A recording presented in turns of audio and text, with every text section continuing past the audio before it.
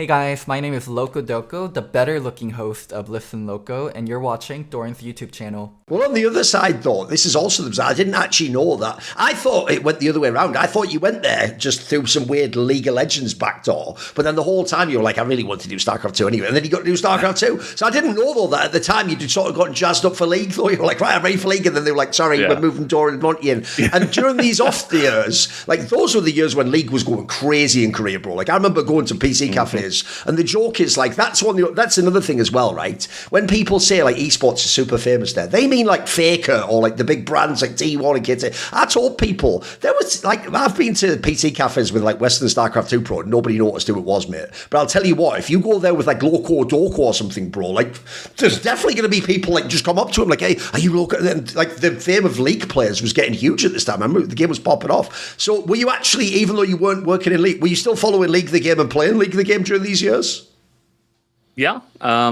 To be honest, I think I was playing more League than StarCraft 2. I mean, for StarCraft 2, like for casting, I think it was much more difficult, even compared to League, to just get to a point where you could actually be playing builds pristinely enough to really understand the timings and stuff like that. For StarCraft 2, you more so had to watch a lot of VODs and talk to pros and be like, okay, this is the meta nowadays, and this is the build that people are doing, and it hits at this timing. Like, I can't go into the ladder and get to a level where I'm doing that and practicing that and experiencing that. So playing StarCraft 2, I felt like had its limited, uses. Like, I played it for sure. I streamed it a bunch even, but like that wasn't, I was playing a lot of League on the side as well. Like, I think I played League the whole time. In terms of following League, those were definitely the years where I took a little bit of a step back from like watching the tournaments. And then I got back into it much more so like 2016 and then 2017 when I started at SpoTV, obviously doing League of Legends. That's I was watching it because I was casting it as well. So I was watching a lot more then. Let me ask about that then, because at the time, what's funny is I saw it from the other perspective, because obviously I was mates with Monty and already did a bunch of stuff with him. Mm-hmm. And so I always saw that as like some negative thing, because at the time it was presented as like they were the main people doing LCK, and obviously there was Papa Smithy and a few other people as well. And then to them, it's like some Riot came in like, hey, half of it has to go to Spo, and then half to and there was this whole like civil war, and it was like awkward because everyone likes each other, but it's awkward because everyone wants a gig and stuff. But at the same time, from the other side, I actually realised now, because I didn't know in the meantime he still kept up with League. Bro, it's kind of crazy lucky again that you got back into League, because I can tell you, when you're in an esports game, and the worst position ever to be is like, I'm like just below the level where they would hire me, but the worst thing is the people who are currently in that job are like iconic casters. So like you say, that's like the League equivalent of Tastos. It's like, you have to feel like I'm never going to get promoted over them. So as long as they're there, I'm kind of fucked. But as it happened with your life, mate, you just have some crazy lucky moments. Not only did you get brought back, they only lasted like a year more than they fucked off, basically, did like Overwatch and stuff. Yeah. So it's kind of it must have been wild that you got this opportunity come to you again, right? Yeah, I mean, you were talking about maybe the most lucky moment was meeting Wolf, actually, but we come to this one and I'm like, I don't know, maybe this one is the most lucky moment, because, again, I'm just so grateful that I've been so lucky, obviously. I think at this point, at least, I was able to put myself in a position to, like, be able to cast from 2014 through 2016 and be enough of a professional to the point where they would consider me for the job. So at least at this point, I was like, okay, I've put myself in the right spot to receive the luck, if you will. But it was so bizarre because I was never going to be able to get a job at OGN doing League. Like, that was just not a thing. They were only hiring people that had League backgrounds that have been casting it for a while, like Atlus, like Achilleos, Papa Smithy, right? All these guys, these legendary casters. They would have never hired me because I was a StarCraft 2 caster at that point, right? I hadn't cast League of Legends since 2012 when I wasn't even really a caster. Like, they basically just put me in the seat, and I was a person that casted the game. I wasn't a caster of League of Legends. So OGN would have never considered me.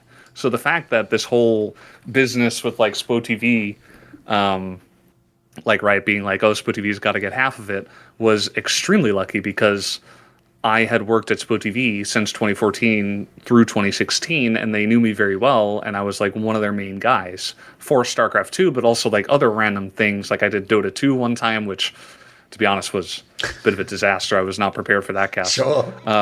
With the amount of like knowledge that Dota 2 takes. People always forget the thing about MOBA that's intimidating is, bro, forget even just the hero names. Think of all the abilities. Like, it's actually insane to try and remember all those nuts in it. Yeah, of course. Yeah. And like they gave me like 1 week notice. They're like, "Oh, can you do Dota 2?" I'm like, "Well, I do like working. Yeah, I'll give it a go. Try Yeah, sure. if you don't have anyone else." And they were like, "We do not have anyone else. There's nobody that knows Dota 2 in Korea. Can you do it?" And I'm like, "All right, I'll give it a shot." So I did it, but you know, again, not my proudest cast just because I wasn't given enough time to be prepared for it. But yeah, so basically SpoTV was using me for everything. So I was like their main guy. And they knew that I had a good background in League of Legends, that I knew a lot about it, that I was following it, that I had been highly ranked. So they were like, well, if we do League of Legends, we should use this guy. But at first, actually, if you remember, the first SpoTV cast was LS and Rapid casting. Yes. At the time, which I think was the end of 2016. That was like kind of the trial. It wasn't like the full split. It was like they were trying like once a week or something. And basically that wasn't working out for Spo. And so they were like, at first they had told me, we don't want you to do StarCraft 2 and League at the same time. So I was like, I'll switch to League. If you want me to switch to League, like I'll switch to League. But eventually they changed their mind in 2017 and they had me go in instead of Rapid because I was like a play-by-play by that point. Like essentially we realized, because in StarCraft 2, Wolf knew a lot more about the game than I did at that point. So he was like, I know you're not like this boisterous kind of personality, not super outgoing, but like we need you to be the host for this. And I'm like, okay, I'll do it. So over the years, I had just kind of fallen into the play-by-play role, even though I don't think, even to this day, that really fits my personality. So obviously LS was going to stay, but they replaced Rapid with me. And that was 2017 spring. And then after LS came Crumbs, and I did that in summer with him. But yeah, it was just extremely fortunate that I was that split even happened, because if League just kept going with OGN the whole time, and then eventually went over to Riot, I would have never cast League ever. Yeah. It just never would have happened. They would not have hired me. I wasn't a League caster. The only reason I was able to cast League is because SpoTV got it, and they wanted to use one of their guys. Plus, like you say, it's not like Western esports where, you know, people just get hired to events. You work with the studio, so if you're in with Sport, Sport has to get hired for you to get the gig, right? If someone's with OGN, similar story. Yeah. It's also why some people have done other games, because OGN was running a tournament and they asked, you know, do you do kart riders? So yeah, it's kind of like how Korean esports works, right? Yeah, especially back then, before like Riot took over. Like nowadays with League, it's just, you know, Riot handles that, and if they want to find someone new, then they will look outside for like, because there aren't just like Riot casters who aren't doing League in Korea. I mean, I guess you could look at the Valorant guys, but they kind of want to keep the crossover as little as possible, as far as I understand. So it was basically like, okay, I work at Spo, we're just going to use you because you know League. And yeah, like just extremely fortunate. But then in 2018, I got to work with Papa Smithy as well for the whole year. And that was really like the first year where I think I developed a lot through his tutelage and just through working with him. Because, I mean, Papa Smithy is kind of just, you know, he's built different. Like he is just kind of that guy.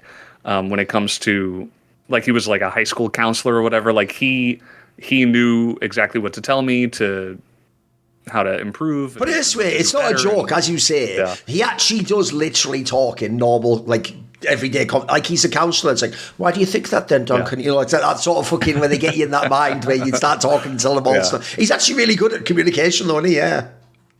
Yeah. Which is why working with him was just like a huge boon for me, because you know, no offense to anyone else that I had worked with, like other guys were great as well. Like Wolf had his own way of improving my casting as well. But like Papa was basically like a teacher figure and like a mentor figure, I guess is the better way to put it. Because he knew that I wasn't like, at that time, I was basically still a low level caster. Like I wasn't going to be like a big guy who was like doing all the events or stuff like that. So he was just like looking after me, I guess is the best way to put it, and saying like, you know, I think you can improve here, and I think, you know, our cast would sound better if we do this and stuff like that, and kind of really led us in the right direction. And then eventually set me up to be hired by Riot in 2019.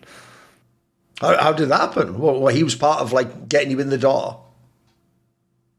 I mean, I was doing League for 2 years at that time, but what I mean is just that through his he just got you to the position where you made sense, right? Okay, yeah, right. Because I think if I had just kind of kept going the same way and maybe not focused on casting as much as I should have been, maybe Riot would have looked elsewhere. Right. Because again, that was their first step in the door to doing their own production, and they wanted to get the right people. And that's the other thing about Keria as well, is that it can be difficult to get people work visas and stuff like that. Sure. So it's much easier for them to find someone who already works in Keria. Yes. So that was definitely playing to my benefit already. But I still do think like if I wasn't ready to be a caster for Riot, they wouldn't have hired me. So yeah, definitely very grateful to have those years leading up to the Riot taking over in 2019. Let me ask you about some of the people that you casted within this time period then. So an obvious one is the notorious, and I hope well-loved, LS. Like, if people don't know, I've known this guy for ages, mate. And the joke is, I would always tell people, on the one hand, he isn't how you see him on camera. Like, he's a way more reasonable person than that. He's a really cool guy. But on the other hand, he also can be like that. Like, I've had massive fallings out with him, just like he would with someone on Twitter. Like, that is also who he is. So he is a very unique personality, right? What was your experience? Who is LS to you? LS, as you mentioned, very unique personality. He and I, since even before we casted together, we met through Wolf, actually, because Wolf knew him through StarCraft. Yeah. StarCraft 2. And he was in Korea this whole time of what we were just discussing before. Like, he was just there doing StarCraft and League stuff early on, right? Yeah. Very much into the StarCraft 2 stuff, and then eventually switched over to League. I guess like 2016-ish, or maybe 2015.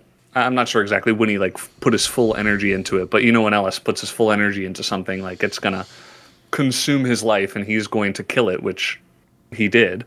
But even before I met him, we were playing League one time, and I remember I had a lot of confidence as a League player, and also obviously LS has immense confidence in his ability to understand the game. And I was playing Lee Sin jungle, and I remember he just started arguing with me like, you're not pathing the right way, you're not doing it the right way, you should have ganked this lane at this time, what are you doing? And at the time I was like, you know, who is this guy? Like, why is he, I barely even know this guy, like, why is he, you know, nitpicking everything that I'm doing in this game? Like, I know what I'm doing. So we end up like bickering in the game, which, by the way, like Wolf was playing with us at the time. Like, I think it was just like a normal game or something. Okay. And Wolf and I were at the PC bong, but he was like, "Oh, you want to play with LS?" And I was like, "Yeah, sure." But it turned into this like little bickering contest, and I was like, "Oh, this fucking guy, he doesn't know what he's talking about." And Little do I not, like, probably I have no idea what happened in that game, but probably he was right. I was like, probably he knows what I was doing wrong, and I was just like, no, I'm confident, I know what I'm doing. But it's just funny that was one of the first times that I really interacted with LS, because I think I had seen him at like a party one time, like maybe like a Christmas party, and I had said hello, but I didn't really know the guy. But then that was like one of my first impressions, like, who's this asshole like arguing with me in the game, in a normal game? I'm just playing Lee Sin. So that was one of the first impressions. But once I got to know him a little bit better, I think I gained a real understanding of why he would do something like that. Like, it wasn't really anything personal to me at all. It was just that he couldn't stand seeing the flaws in my gameplay. Like, it could have been anyone else. Again, he would have said the same thing. It was just that it was somebody that he knew or that he considered knowing, so he felt comfortable enough to be like, hey, Brendan, you're doing this wrong. And he didn't mean anything like mean by that. He wasn't trying to be an asshole, but he was just very forward, like, it's wrong. Like, you got to fix this if you want to be a better player. So, at first I was taken aback, but eventually I learned that he was just trying to be helpful. Like, he's actually just trying to be like a positive influence on me and stuff like that. And when it came to casting, there weren't a lot of times where we did that. There weren't a lot of times where he would say like, oh, you got to be doing this better, or like this and that. Like, it was more so he would have ideas of like what he wants to do. Like, he wants to do some bit or something like that. And he's like, can you set me up for this and stuff like that. I think at that time as well, he had done Worlds. So he was pretty confident in himself as a caster as well at that time. But he also understood that, very differently from playing games, like casting was a whole different world. And even with his personality, he didn't feel like he could fully tackle it or like fully understand exactly how to do it. Or even if he did understand, like, he couldn't exactly push himself with his personality to make it work. So he wasn't ever like controlling or like saying you got to do this better or something like that. It was much more like open and very healthy and good relationship in the casting space, because we both kind of just helped each other. I think I helped him be very comfortable on the desk. Like, I understood what made him tick and what made him comfortable and stuff like this. So I was able to be very accommodating for him, I guess, as a newer guy. And yeah, ever since then, I mean, we're still in touch. We talk, at least like once a week about all sorts of random stuff. Like, we're still very good friends, and I go over to his house every once in a while and hang out. So yeah, definitely one of the good friends I've met here in Korea. One of the strange things, and you must have had this experience because of the time frame we're talking about, is people might not realise this if they're a newer fan, but this actually isn't when LS had blown up to the same degree. Like, I remember at the beginning of League, in fact, he even everyone used to say that thing like, fuck off, you came from StarCraft, you're a cheater, and all that fucking shit that haunted him. Yeah. And then I remember at this point in time, he actually, because of this story that, like, they forced SpoTV on people, and it was like, essentially, like, the problem is if you're a casual fan, that's like they were taking Monte and DoA away from you. So that means you guys never even got the fucking proper chance from some of those fans. It just felt like they just hate your employer, basically. And I can tell you, LS at the time, he had a really questionable, like, people were like, some people liked him from the Western broadcast, some people didn't, some people thought he was too much, and this is before co-streaming, so he didn't have like a giant stream where he's a fucking millionaire, like now he's like one of the fucking Mount Rushmore figures of like League, it feels like. But back then he was just a guy with crazy opinions that some people liked, some people didn't like. He obviously is a really intense guy, right? Is it surreal for you to see how enormous he became after that? Because like at the moment, so I have the same vibe with not just him, like Dom. Like if you knew them before, it's so crazy that they become like, it feels like they become like Ninja and fucking Doctor, just like some insanely huge figures. What's it been like in that sense? I don't know if I could say that I fully expected it, just because of what you were talking about, where, there were a lot of people online and that were just like, this guy is way too intense. Like, it's hard to, I think, make that personality like a big streamer personality, but I think he did a really good job of tailoring it into something that makes sense for Twitch, and it's like more reactionary, and it's like fun and loud and stuff like that. LS has talked a lot, publicly about how LS is kind of his streamer personality and how he's like struggled with that at times, and he's tailored it very specifically to the streaming space. Like, at first, when I thought about like that intense, like very, I don't know what you would call it, like headstrong, like super strong opinions, won't take no for an answer kind of casting style, I think I would have my reservations about if that would work on like a grander scale as a individual streamer. But I think as an individual, knowing him and knowing how driven he is to make something work, the second he started like, okay, I'm just going to be a full-time streamer and co-stream and all this stuff, I was like, absolutely, he'll make it work somehow. If it's with this personality or that personality, or if he totally changes his vibe entirely, like, he will find a way to make it work. So I knew that bit. I just wasn't sure at first, like, is he going to stick with this, like, crazy intense personality? I think he has for the most part, but he's done like a really good job of tailoring it for the space. So I think I did and still do have like a tremendous amount of respect for somebody who's just able to set his mind to something and be like, I'm going to solve this, I'm going to solve myself, and we're going to become successful, and only somebody like him with that kind of personality could do it, as far as I'm concerned. One thing I've noticed about your career is a bit strange. So I'm going to give you a really crazy, you're like, oh, what the fuck's this reference going to be? I'm going to give you a quote by Carl Jung, the famous like psychiatry figure and guy obviously from like working on the mind. And he has a classic quote, right, that says, an old alchemist gave the following consolation to one of his disciples. He said, no matter how isolated you are and how lonely you feel, if you do your work truly and conscientiously, unknown friends will come and seek you. So it's kind of the idea that if you like do your shit and be yourself, you will actually, in the same ways, by the way, it'll put some people off, like an LS does, for example. It'll also draw some people to you, though. They'll kind of recognize something. This is a complete outside read. I've never asked you about this. But, bro, if I look at your career, it feels like you just go along through the world like you're almost like some Forrest Gump character, bro, and people just get drawn to you. Like you say, like Wolf comes out of nowhere, and you got LS. Like one of the people that has to be on this list, I assume, is Atlus, because I've noticed these people as a caster, you even are a little bit reserved. You never like go super over the top. So what I noticed is all these people who are like your main guy for different years, they're always like your low-key hype man too, like trying to like build you up and fucking make a fun. They're always trying to make like a fun personality around you and jokes, in jokes and stuff. And it feels like people have done a very good job. Wait, was Atlus one of these guys? I always felt like he did a great job selling you.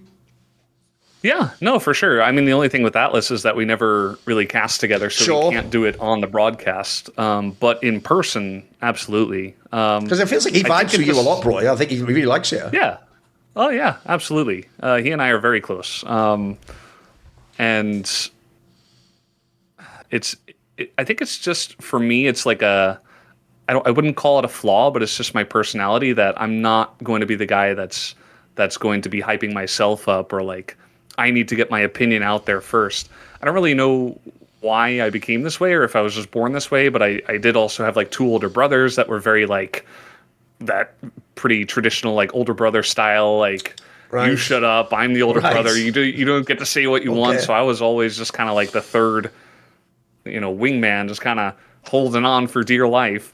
And I think that kind of just followed me throughout my life, where I was just like, I wish I were a little bit more like individualistic and just trying to focus on myself and trying to get my thoughts out there. But it's hard for me to do that with my personality. So even when we do like the LCK podcast as well, it's funny because they meme it nowadays where they're like, hold on guys, like, give Valdes a chance to talk. Like, we know he has something to say, but he's not going to interrupt you, and stuff like that, which I feel a little bit self-conscious about it, because I feel like if you are a talent or any kind of creator in the space, like you kind of have to have the personality of like, I'm going to push myself forward. You got to brand yourself a bit. Yeah, put yourself out there. You have to make your brand, And that's always been, I feel like, my biggest struggle, where it's like I'm just kind of like riding the wave, but I'm not the wave. Like, I'm not the guy making waves or anything like that.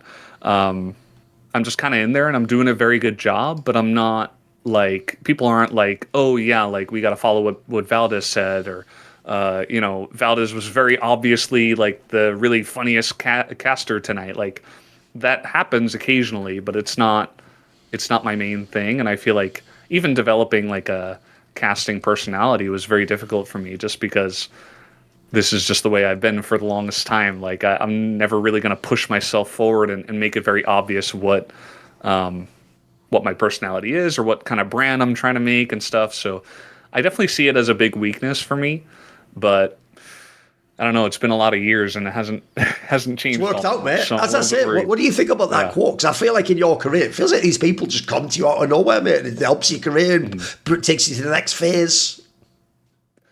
I do think that there have been a bunch of people in my life that have said that I'm very approachable, like in a personal sense. Like if I'm just at a gathering, a party, I'm not going to be the guy that's like the life of the party or anything like that, but they'll notice me and I'll have like a very inviting presence, and they'll just want to come over and kind of talk to me and like interact with me for one reason or another. And I feel like that's that's happened, like that quote that you mentioned, where it's just kind of like working on your craft, kind of doing my own thing, and then like eventually when the opportunity strikes, you're ready. That's essentially been me the entire way, whether it was like playing League of Legends all that time and getting to a very high level and being ready to be the guy to cast OGN. Like, obviously, these are very big, lucky moments that happen in my life, but also I had to be in the right spot at the right time and, like, do the work myself to actually, grab onto that opportunity. So, yeah, I don't really know what it is, but I do think that people feel drawn to me for one reason or another, and it's gotten me pretty far. But again, I do feel like once you get to the highest level of casting, like once you're a tier 1 caster and you're doing it for a while, like unless you're actively pushing your brand, you're just not going to reach that really upper echelon. So still feels like a weakness for me in some sense. Well, along those lines, this feels like the perfect place to ask this question, which is, if people know the history of the Korean English broadcast of LCK and all that jazz, they'll know that basically they do hire people from that broadcast to Riot events like MSI and Worlds, but it tends to only be whoever like the biggest 1 or 2 names are. So it was Monte and DoA, then it was like Papa, then it was Atlus, etc. But sometimes the other 2 or 3 people or the other people on the broad just never get hired. They just stay in Korea, they do that, and they've just only done the Korean side. You're one of the people in general. As far as I know, you've never done a Riot International event, right? Have you ever done one?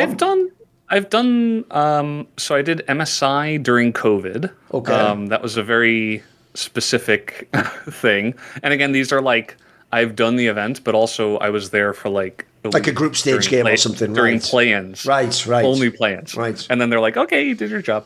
But it counts, right? It's like, Sure. It's there on my resume. I did MSI.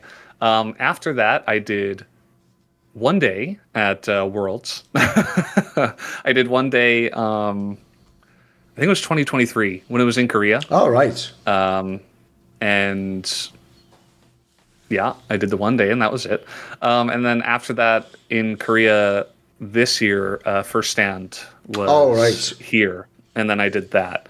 But again, that was like in Lol Park and they had like all of us doing it. So, what's your general thought about this whole topic then? What people want to know? What does Valdes think? Do you feel snobbed? Do you wish you could have done more? What's your vibe on this whole thing? Because I'm sure it's a thing you think about every time the event comes around, right?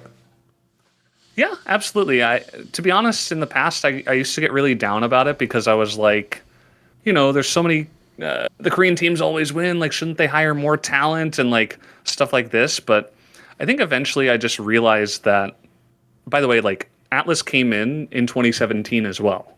So Atlus came in, I think it was March or April or something, right. 2017. And I started casting League for real in 2017 spring. So he came like a little bit after me working for OGN, right? He was like a real caster. And as we know, he's like a world class. He's done multiple world finals. Like, this is the guy I'm directly competing against. Sure. And me and him are like very close, right? Like we love each other, etc. But he is the better caster, right? Like, I think just straight up, I've had to come to terms with the fact that, like, in Riot's mind, if they're going to get a play-by-play from the LCK, they're going to get Atlus. And that's, you gotta fight your own battles. You gotta improve yourself. Like, I shouldn't compare myself directly with someone else, but it's inevitable when he is always hired, right? So eventually I realized, like, okay, unless I'm like Giga world class, like we're talking Atlus, Cat and Flowers, some of the other guys doing play-by-play, unless I'm that level, they will not hire me for like a legitimate amount of time. And I just came to terms with the fact that, like, it makes sense from like a business standpoint. I'm not an analyst, I'm a play-by-play. I'm directly fighting with Atlus for the one spot, for the Korean play-by-play spot. And unless you're going to become extremely excellent, you're just not going to get hired. So I use that as motivation to try to become better and better, and hopefully someday extremely excellent. Maybe I'm the tortoise in the story, and eventually I'll get there. But nowadays I don't get too down about it, just because I think I realize the objective fact that, like, there's a guy that's always been ahead of me, and he has an extremely good relationship with Riot as well. Like, even before he came to Korea, there's no reason why they wouldn't hire him. It would look so weird if they were like, okay, for this tournament, we're hiring Valdes and not Atlus. People would be like, what the fuck? Like, why would you do that? That doesn't make any sense. Now, do I wish I could do like more play-ins and group stage stuff like that? Sure. But they also have a lot of guys that do the international tournaments very often that have worked for them for a long time, either as freelancers or as Riot employees. And those guys deserve that spot as well. You know, even if I'm directly competing with them, you know, they've kind of been there for a long time. So it's not weird for those people to be hired instead of me. So for a decent amount of time, I even thought like maybe I should become an analyst. I think it just fits my personality better, and maybe that'll be like a better way to get my foot in the door. Especially like I think it was 2020 when we hired Chronicler and Wolf. Like that year, I asked my boss, like, can I be an analyst? And she was like, no. we need you as a play-by-play, actually, oh, Brendan. right. I think you're very good doing what you're doing. We don't want to mix things up. And, you know, I think that was going to be like the 1 year where it made sense. I think after that, nowadays, like, to be completely open, like, if I switched to analyst now, I'd be behind Wolf and Ox, right? Like, that's just the way it works. Like, I'd be a new analyst, even if I'd been there for longer as a play-by-play or whatever. So I'd get less work in Korea. I'd probably still not do internationals. So there's no real point for me to swap. So I kind of just felt like, okay, this is my spot. This is where I belong, you know? And unless I'm going to become a much better caster, you shouldn't hope for, like, Riot to open up more casting positions just so they can fit you in. Like, you got to do the work yourself to get to the level where they notice you. And every time there's an international event, you know, there's always the Reddit threads that are like, where's Valdes? Where's Valdes? I feel like almost every single time it's like so many of the comments are like that, or like, where's Nymira? Or where's Hysterics? Before Hysterics was getting hired a lot. But because I don't do it often, and because a lot of people don't even know that I've done some international events. They're like, why does Riot hate Valdes? And it's not really about that. It's just about all the things that I've talked about, where it's just like, there's just not room unless I'm going to become much better, and replace someone else who's already extremely excellent. Or even if I do it, it's just going to be for a very small amount of time, or it's going to be like a very special case, like during COVID, for MSI. So yeah, I think I've come to terms with it, and I'm just focused on working on myself and trying to get better, and hopefully eventually I'll do more international events. But at the same time, you know, I do a ton of League of Legends in Korea, and that's like the majority of my paycheck. And I also do like, most people won't know this, but I do Crossfire. I don't know if you've ever heard. It's basically like Counter-Strike, but yeah. Yeah. Made by a Korean company though, right? It is, and it's huge in China, and in Brazil it's pretty big as well. And I do that every year, and it's like a decent chunk as well. I'm just kind of like grinding that game at the same time, and you know, I'm doing fine like financially, but again, like as a caster who's been around for a long time, I would love to do the international events, but I'm not hurt financially or personally, essentially, by not doing them. So I'm just kind of like, this is me. This is my life. I just gotta live with it and try to get better. One of the interesting things as well is, even though actually since then, obviously now you work with Wolf again, but in League, which is bizarre. But before that, there was actually a period I wanted to ask you about, which is, if people don't know, because obviously Wolf only came over to League a few years back, there was a period himself when StarCraft 2 was winding down where he actually did a whole bunch of Overwatch stuff. And I saw that there was like an Overwatch like invitational or something that you guys did, the one with that like runway team won or whatever, right? Yeah. Were you actually at one point considering trying to do some Overwatch stuff? I mean, listen, if people don't know, very briefly, it was a big game in the PC bangs over there. It was actually the only game I think ever to take League off the top spot for a little while. And also, initially, obviously OGN themselves were doing all the Apex tournament. It was actually popping initially. Like it looked, it was getting big. And crucially, people might know, like with Monte and DoA, Overwatch took a lot of talent from other games. Actually, it wasn't just like they had their own domestic. They brought people from Counter-Strike and this game. So, was it something you were thinking about? Was it something you might have done? Is it like a path you could have gone down?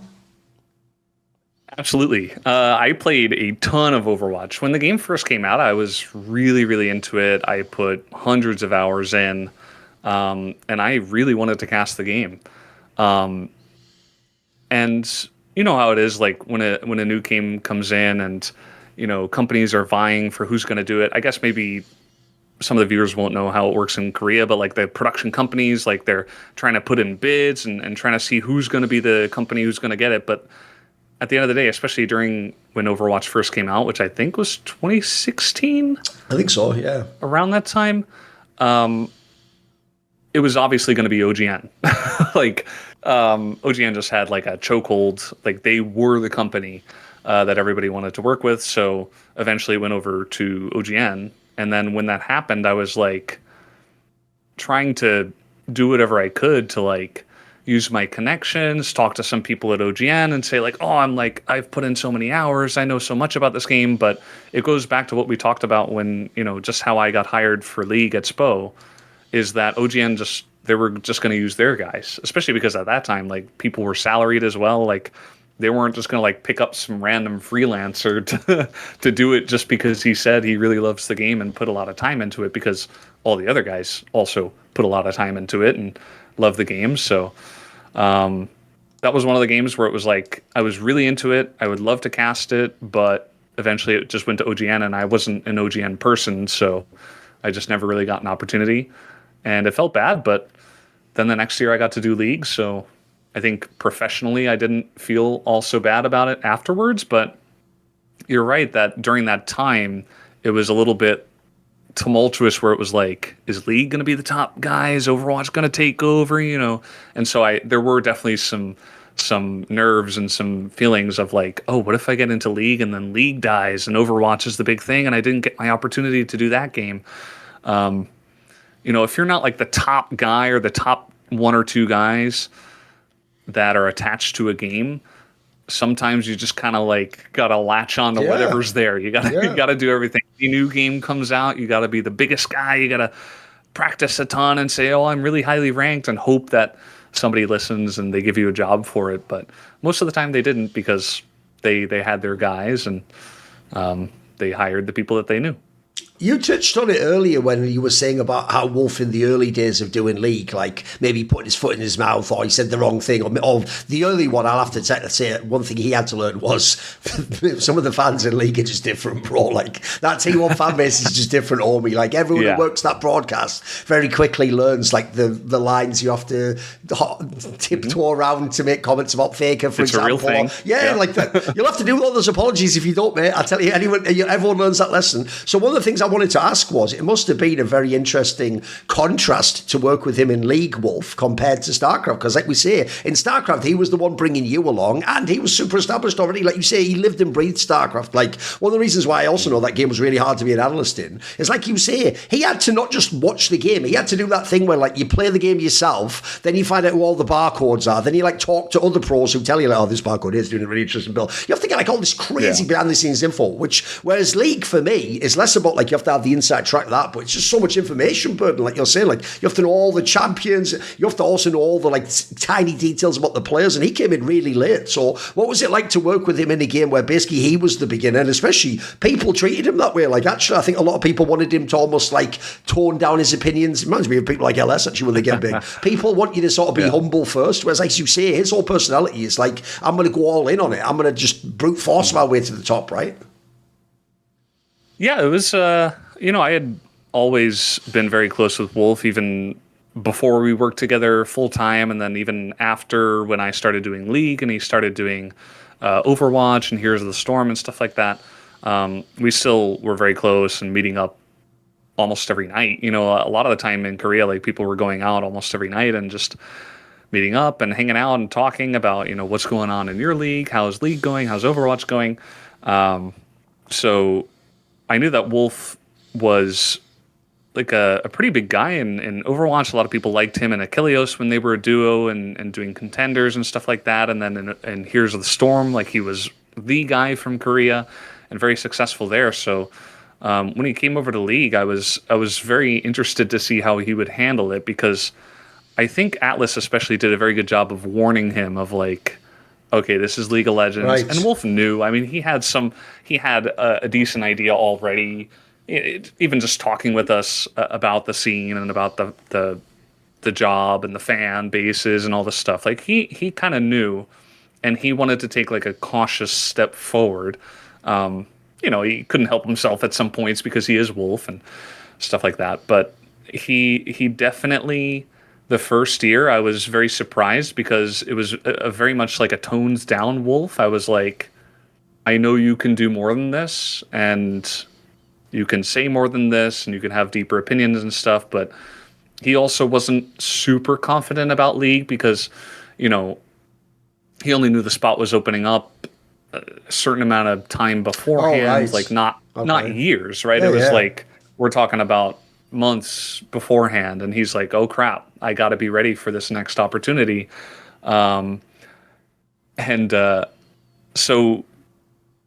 he didn't have a ton of time to prepare. And yeah, he would play it casually on the side, and he would watch casually as well, but he wasn't like prepared to be a caster 100%, and he knew this. So he was like, I got to take this cautious step forward. And it was a very different Wolf that came in at first, because he didn't have that same like bite when it came to giving these super strong opinions, nor did he have the kind of like the pedigree to say like, I know all about the history of all the teams, which has always been one of his biggest strengths as a caster. So he kind of had to like figure out new strengths, and like he was basically just trying to survive and do a good job essentially. And I know during that time he had a lot of anxiety about if he was doing a good enough job, and the fans weren't necessarily super positive at times, and it was very interesting to see it from the other side, because that was very much me when I was a caster, and I was like, man, Wolf, I don't know what I'm doing. Like, I don't know if I'm cut out for this. And he would help me during that time. And I think, though, at least when he started League, he had been around for such a long time that he wasn't a noob caster by any means. It was just that he was new to League. So we just really tried to help him with like League stuff and background and game stuff, or if he ever got anything wrong. He was always very open to any criticism, or he wanted to know if he got things wrong, and he wanted to talk about it and try to improve and stuff like that. So it was really cool to just watch him kind of take like the rookie seat and try to build up from there. And I think he's done a really good job over these 5 years. Being as you've cast in LCK for so many years, I actually want to ask about a few like epic moments that you were there for. So one of them that I think people always forget about, this is how you know if someone's actually old school in Korean League, because you have to know the original narratives to know why this is so important, is you got to actually cast the LCK that was the only one that Score, the legendary jungler, ever won. You got to do the summer 2018 one. Was that an epic moment for you? Did you realize the importance of that moment? So you're talking about the finals where they beat Griffin, right? Yeah. I think that was Atlus on that cast, actually. Oh, right. Well, whatever. You were there anyway. You witnessed it, right? I was there. So I was in the stands, actually. That's one of the few that I went to just watch. Oh, right. As a fan. Because, I would watch the others like either at a watch party or like even just at my house if I just didn't want to go. But that one was so epic and so like it was so hype leading up to it, because it's obviously Griffin, all these new kids on the block, and they're coming up and they're challenging the veteran in Score. And I mean, people were just going wild in that stadium. Like it was a crazy environment, because you had so many fans of Score especially and KT at that time, and Griffin had less fans, but there was still like so much hype around them, and around the possibility of guys like Chovy and Tarzan and all these guys, Viper, who were going to be the next big stars. and it was a beautiful moment. Like I was still relatively new in League, I guess, like as a full-time caster, like starting in 2017, but going into 2018. So I hadn't been following Score's journey like super closely throughout the years that I was doing StarCraft, but I still knew what a legend he was. And when he first won that trophy, it was just like everybody was crying, like everybody was going crazy. It was a really awesome time to just be in the stands for that one. Another finals that I actually went to was the World's Finals in Korea in 2014. Oh wow! I remember that one. That was I think Susie got me tickets for that one, and actually like a whole big group of us went. And this is the one that was in like that like football stadium in Seoul, right? The one that they made for the World Cup or something, right? Yeah, Imagine Dragons performed the opening ceremony and stuff. That was like that was even. It didn't have like the super hype of like the stories and stuff like that, but it was just like it was being at a rock concert basically. And that was a real band, yeah. People don't know, like, and now it's not that big a deal for like Linkin Park to come. Back then, for esports, it was crazy to have like a real fucking group there, bro. It was nuts, yeah. Imagine Dragons, especially, was huge at that time. Absolutely. Like when they made the song, and oh, it was just an awesome time to be at that finals. I remember that we had like a party the night before, and I drank way too much, and I showed up, and for some reason, like being hungover at that finals made it even better. I don't know. I like felt more emotional about it. Like, I just had some kind of emotional connection to it. Yeah, it was really, really cool to be there and like witness that. It like one of the other big finals that was in Korea, and that was a World's Finals, so that was really cool. Well, as you say, this era you're on about is obviously when, yes, Griffin came along, and that's where you get Chovy and all these other big, right?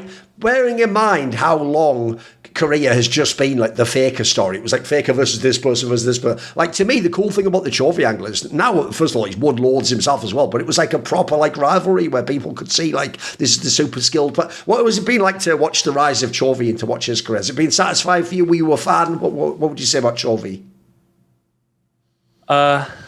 For Chovy, I wasn't specifically a fan of Chovy myself. I think the biggest player that I was a fan of, and that I'm still a fan of to this day, is actually Keria, who came up with DRX.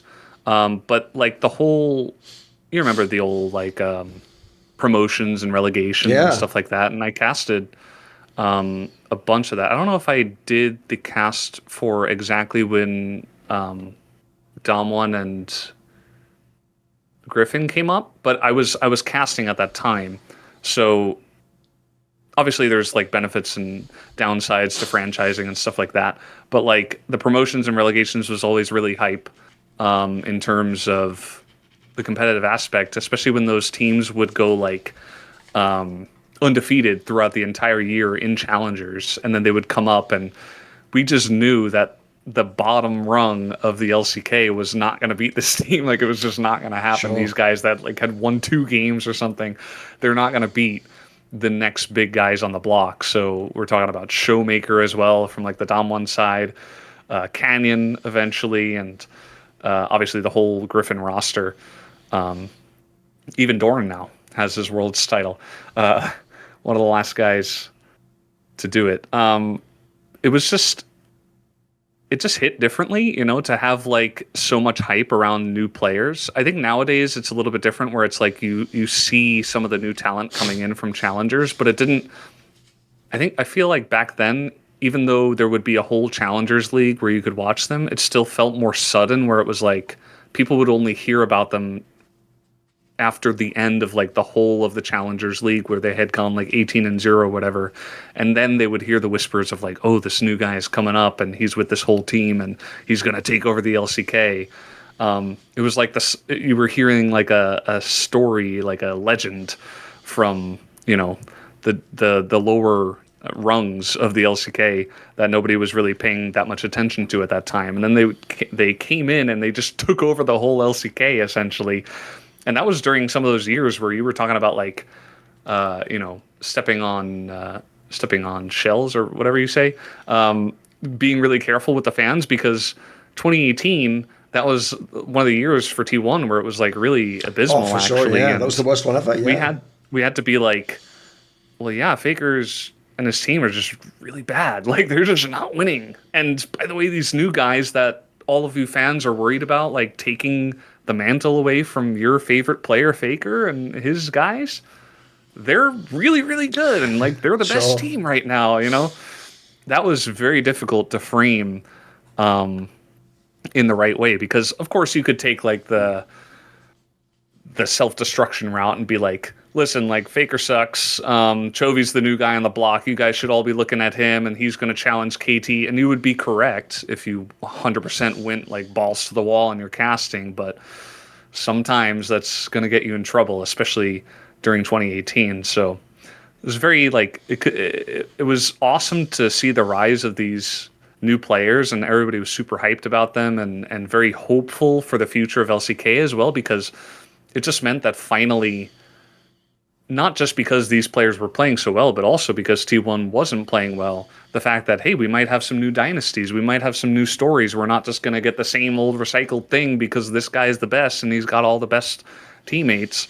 It was a really cool time to, like, be there and just experience. Even in, I think it was the first LCK final I ever cast with Papa Smithy, I think it was 2018 spring, and that was, like, Longju. It was Afrika versus Longju, I'm pretty sure. And Cuz, I think they were called Kingzone at the time, but yeah, I know the one you're on Kingzone, about. Yes, Kingzone. Yeah. And I think Cuz was on that team, and BDD was, I think he was on that team. And so you think about those two teams, and then eventually 2018 summer was KT and Griffin. So it was like two totally different teams in spring and summer. So it was a very, like, volatile time in the league scene and the Korea scene, where it was like any team can win, especially because T1's kind of just out of it. So it was just really exciting. Like, every single day you would show up to work and there would be new teams that were fighting on the block, new players, and new stories to get excited about. I feel like it was difficult at times to cast it, but also mainly just for, like, T1 games, because in the other games you could just kind of celebrate some of the newer players and be like, this is a really cool story we have developing here at the LCK. These guys are awesome and they're new, and building up those stories and being one of the first guys to tell those stories was always an honor as well. Being as you are a Keria fan, then I can ask you a question, because I actually do feel like one of the problems with the T1 story is oftentimes it just becomes the Faker story, and we just talk about Faker because he was there the whole time. But people miss that, like, people like Keria, he wasn't there for the first dynasty. He's a newer era player, and obviously he's been unbelievably good. Like, a lot of people think he's the best support player ever. Like, what's it been like to watch his impact on Korean League? So I actually have a history of, like, picking out the right player at the right time before they're big. I actually did this in StarCraft 2 as well. Wolf will tell you, with Dark, which you probably know. Yeah. He was, like, not very good. He was just up and coming, but I just saw one of his games and he played really well, and I was like, this guy, he just kind of gets it. Like, his macro is insane. He's really hitting all of those timings. Like, he's just, I think he's going to be really good. And then eventually he just, like, blew up really quickly after that. And the same thing with Keria. Like, I was a big fan of him when he was on DRX, and I think at that time he was playing really well already. But I was like, this guy, he's the real deal. Like, he's going to go very far. And I even got, like, a picture with Ashley Kong. She took a picture of us, me and Keria, when he was on DRX, because I told her, like, I'm a big fan. Like, can you set this up? And we met very early on, and Keria even talked about our meeting on stream and said, oh, I met the nice global caster and stuff, and I was like really hype about that. So I always say, like, I'm not a big fan of or I'm not a fan of a specific team really when it comes to the LCK, but I'm definitely a fan of, like, specific players, and Keria has always been my guy, especially because he's a support. You know, it's more hype, I feel like, when it's not a mid laner or a jungler who's always getting all the hype and all that stuff. Like, he's very obviously making really cool plays on a position that, you know, for many years, sometimes he was even playing, like, Braum and Lulu and stuff, and he was still making cool plays. He was, like, one of the best Yumi players and stuff like that. It's always been super awesome to just follow him throughout. when he eventually went over to T1 and then just started winning everything over there as well, I'm like, yep, that's my guy. I knew it. I knew he was going to be big. And yeah, it's just really awesome to have called that and just watch him have so much success and kind of like ride those feelings from I guess, over here. One thing about your career, if someone thinks back on what we started talking about at the beginning of the interview, is first of all, it's not only lasted a long time, but it wasn't just like a really simple, like you just join one company, stay there, don't have to do anything. Like you've had a lot of ups and downs and times where we had to zig and zag at the right time. And as we talked about, you've had a lot of good luck. You've had some things that maybe aren't as lucky, like not getting the big international events, etc. But how do you reflect back on the longevity of your career? It seems like quite impressive, mate. Like there's a lot of people where I often say this about careers in esports, like the players themselves. It's only now that we can have people with 10-year careers, mate. Before, if you even got like 3 or 4 years in, that was a success. That was good. So you've already had actually like a long esports career. As far as we can tell, it's not going to stop now. So how do you think back on that? What's your perspective? Again, I feel extremely fortunate that I was given all the opportunities that I was given, and I feel very grateful to have the longevity, like to even get the job in the first place, like a stroke of luck, be in the right place at the right time, and do a good job to get noticed. That was good, but it just feels, like I told you before, like it felt pretty bad at first to never get hired for any international gigs, or like it always felt like I was plateauing. It's like, oh, I've really hit my ceiling now. I can't do any better than this. I don't have the personality, or I don't have the casting chops, or I don't have the connections, or whatever you want to say. But my wife and my friends and my co-casters have always done a really good job, if I've ever been down, of saying like, listen, you're one of the biggest, like most historic casters in Korea history, not even just League of Legends, just like you've been around for so long, you're basically a dinosaur. Like, yes, maybe you're not the main guy, but not everybody is Michael Jordan. Sometimes you got to be, what's his name, Scottie Pippen, or sure, one of the other guys on the team. Sometimes you just got to be a role player, and eventually you're going to get your shot. And I think I've taken solace in just saying that, like, maybe my shot hasn't come yet, and I just got to keep improving, keep grinding. I'm very proud of myself and in all the work I've put in all over the years, and how much better I've gotten. Because even before I started casting, like I was a very introverted guy, like social anxiety, like I couldn't talk to people, let alone a camera, So just the fact that I've been able to overcome that and do the job that I'm doing, and now even get to the point where I'm like gaining more of a personality on stream and not being scared to really show who I really am, and not holding back and stuff like that. I'm really proud of the strides I've been able to do there. And it's been great for me to just like look at myself and look at all the progress that I've made myself, rather than compare myself to anyone else. And with that kind of mindset, it's really awesome to just look back at my whole career, this super long kind of tale of going in different directions and kind of just barely making it at times, and tagging along and being a role player and stuff like that, and just be extremely grateful and just say like, you've put in so much effort, you've made a life for yourself. I live very comfortably here in Korea. I have a son, I have a wife, I'm very happy and all this stuff. Like, sure, could I have more? Everybody could have more, there's always stuff to strive towards, but I feel very comfortable now, just kind of doing what I'm doing and accepting my position and my role in the team. And I think, my old boss that denied me from becoming an analyst, she might have been correct. Like maybe doing this and being like the second guy to Atlus for a long time, like maybe that's what's best for me. And honestly, I do feel like there have been a lot of positives to that, and they even have it on the Korean side as well. Like everybody knows Caster Jun, but Caster Sung, like he's been doing this casting thing for like 15 plus years. He's been doing it for a long time, a long grind, and he's also just kind of stuck behind Caster Sung. Like he's never gonna be above Caster Sung. That's just the way it is, and he is also just very happy and content doing what he's doing, and he's still getting better and improving on himself. And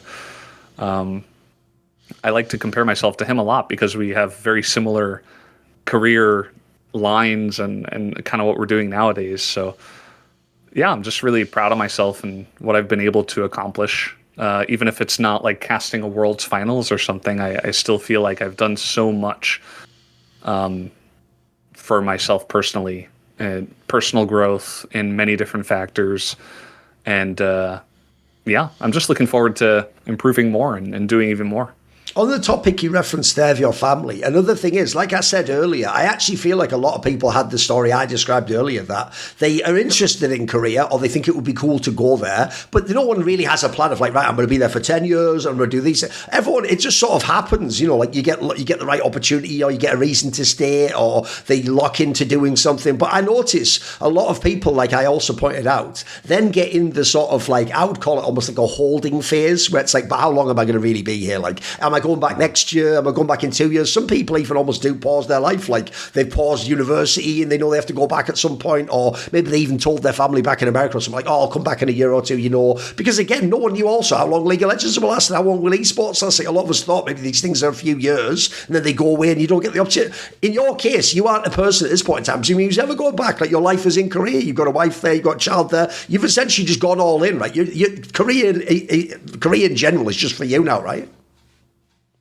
Yeah, pretty much. I mean, I've definitely had times where I've considered the future, right? How long is League going to last? How long is casting going to last? Can I cast when I'm 55? What game is going to be around at that time? Can I make a career for that long? Maybe I have to find some other new direction to have a safety net for my future, for my family and stuff like that. And so that has raised moments where it's been like, maybe I have to go back to America eventually, or maybe I try somewhere else. Like, should I go to Europe or who knows? But essentially, when I first came to Korea, I was basically a kid. Like at 20 years old, I didn't have a lot of life experience. I had done like 1 year at university. I had done one internship. I knew nothing. You know, I became an adult in Korea. And so essentially everything I know about the real world and being an adult, that's all in Korea. And so I feel very attached to it. Like obviously I spent more than half of my life growing up in America and doing all that stuff. And so I'm still American and I still know all about that. But in terms of my future as a caster, like it's got to be here. You know, I'm not really sure that I would move anywhere else to cast. It doesn't really seem to make sense. You know, my wife is Korean. Her whole family's here. You know, I've lived here for so long. My family comes to visit. I go to New York sometimes to visit. You know, it just kind of works out. Do I miss my family? Do I miss some of my friends? Of course, but like the majority of my life is in Korea. Like I've grown up in Korea essentially as an adult, and you know, I'm not going to go as far as to say like I am Korean. Like no, I definitely still to this day I'm still a foreigner living in a foreign country, and I'm an expat. But like, I'm so much more comfortable living here now as I have for the last 14 or so years, 13, 14 years. So in my mind, as long as I can continue comfortably living here, having a job, keep doing what I'm doing, as long as there's no like danger in sight, like esports is ending or like League of Legends is dead and I can't get a different job, I'm just going to keep living here and enjoying what I'm doing here. At the end of this interview, do you have a final message? Do you want to thank anyone or say hello to anyone? I don't know if I want to say hello to anyone. In terms of my career, there's a lot of people to thank. You know, shout out to Wolf and to LS and Papa Smithy and Atlus, and literally everybody that I've ever worked with has had some sort of impact. Yeah, heck, even Mole Trap and Torch were super nice to me, super welcoming. They knew I was just a shy kid that knew nothing about broadcasting, and they welcomed me on and helped me do what I had to do to get through the cast and stuff. Just very thankful to anyone that I've ever worked with, and has helped me get better at my job and deal with it. Shout out to my wife, who has improved my life incredibly in so many different ways. And yeah, I would just say that, you know, if you're not 100% sure about what you want to do in life, essentially you just gotta get really lucky and win a raffle and go to Korea. Because that's what I did. Not the best role model, I'd say, because I think a lot of kids might be like, hey, I'm just gonna grind a game. And no, I'd say probably stay in school, and the opportunity will come when it comes. You're not just gonna randomly get lucky. Sometimes it doesn't work out until you're 40 plus. Some of the best actors, that's what happened to them. So just keep grinding, just keep getting better at whatever you're doing, and stay in school. Now, you never catch me dolo online because I'm rolling deep and we dem boys. Who am I talking about? The Skrilluminati. So this video and the content on my channel is kindly supported by Matt Pugnaccio Racula, Toucan, Jensen Gore, Nikki, Jason, you know who my second in command is, Jerky's Minion. Do you want to suggest a topic or a guest for some of my content? Would you like to ask me a question in an AMA? Do you want to take part in one of those lengthy discussions where you get to set the topic? Maybe you want to see who upcoming guests are in my interviews and on my talk shows. Well, all of these perks and more are available to you if you put your money where your mouth is and join the Skrilluminati today. How? Via the Patreon link in the description box below. You dig?